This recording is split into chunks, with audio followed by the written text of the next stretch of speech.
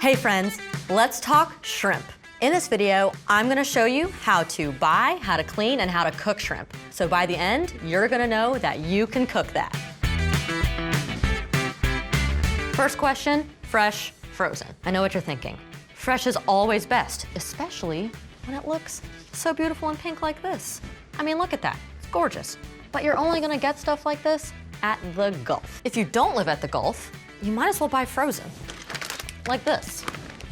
And I'm gonna tell you why. These were caught fresh, right? Everything was caught fresh at some point. This was frozen directly on the boat. It's at the peak of freshness. Whereas if you're at the supermarket and you see some fresh stuff, it's honestly probably thawed from frozen. So you might as well just get this. Skip the middleman completely. And it's cheaper, which is amazing. It's fresher, it's cheaper, win-win, boom.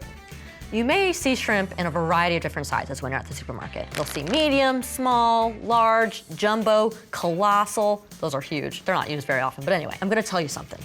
Those sizes are not really regulated. The way to actually tell how large or medium or whatever size your shrimp are is to look at the count number on the bag. For this medium shrimp, you're gonna have 41 to 50 shrimp per pound. And for jumbo, you have 16 to 20 shrimp per pound. Different recipes are going to call for different sizes, but honestly, they're all interchangeable as long as you adjust your cooking times. There are two ways to defrost your shrimp. First way is nice and slow in your refrigerator. It's about 24 hours per pound, and since we've got 1 pound here, we're just gonna go for 24 hours, easy. Ooh, do not thaw your shrimp at room temperature because of the temperature danger zone. Next, we've got our second way. Follow me. If you don't have 24 hours, you gotta make dinner tonight and totally forgot, thaw it really quickly in your sink under cold running water. Do not use warm water because that will cook your shrimp and you don't want that in the bag. And now my least favorite part, cleaning it. When you're dealing with shrimp, you wanna make sure you get that vein in the back of it, which is also a poop chute. You wanna get that out of it because you don't wanna eat that. So we're gonna remove the legs here, kind of go from the tail up to the head. And when you take off the legs, it'll kind of start to remove the outer shell. Put that in there.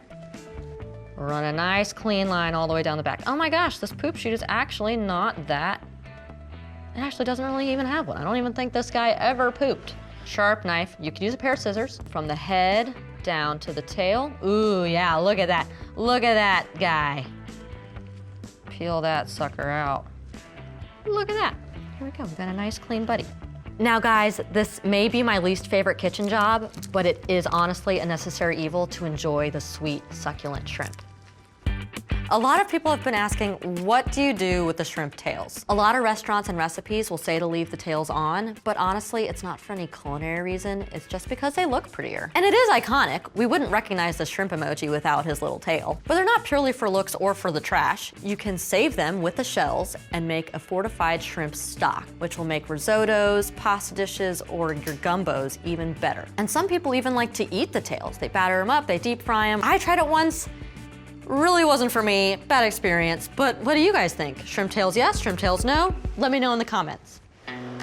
We are finally ready to start cooking. Now, shrimp cooks really quickly, so don't leave the room, don't go prep other ingredients, don't leave the pan or else your shrimp will overcook or burn and all your hard work will be kaput. Now, I'm gonna show you a basic shrimp scampi with ingredients that you probably already have in your kitchen. So easy, so delicious, you'll wanna make it all the time. We're gonna start off with some butter. Here we go. I also like to put a little bit of olive oil with my butter so that way it doesn't burn as quickly. We're gonna let that melt, get nice and foamy.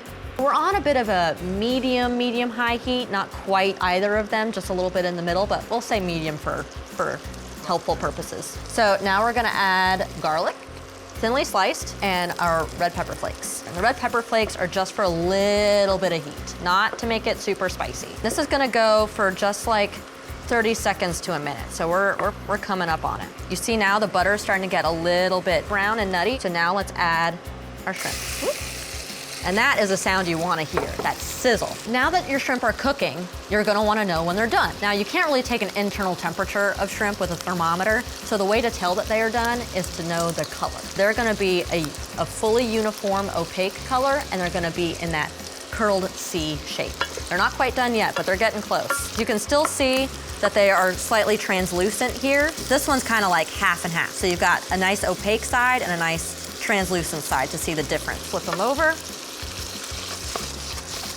You want to keep these kind of moving, almost similar to a stir fry, because you, one, don't want the garlic to burn, and second, it keeps the shrimp cooking a little bit more evenly. We are so close. We are maybe less than a minute away.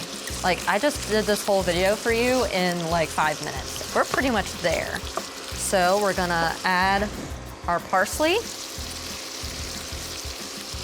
Turn the heat down just a little bit, add some salt. Now, shrimp are already a little bit salty, so you don't need to add a lot. Now you add some lemon juice. And honestly, we're gonna add a little bit more butter. You want your butter to like kind of make almost like a lemon sauce here. Here we go, we're done here. We've got pasta, we've got shrimp and that really yummy sauce. So buttery, so good. Garnish it with a little lemon. Boom, dinner done. I hope this video has been super helpful. I hope you learned a lot about shrimp and how to find it and how to buy it. If you have any questions, please leave a comment below and maybe we'll make a video about it. But until then, thank you for watching.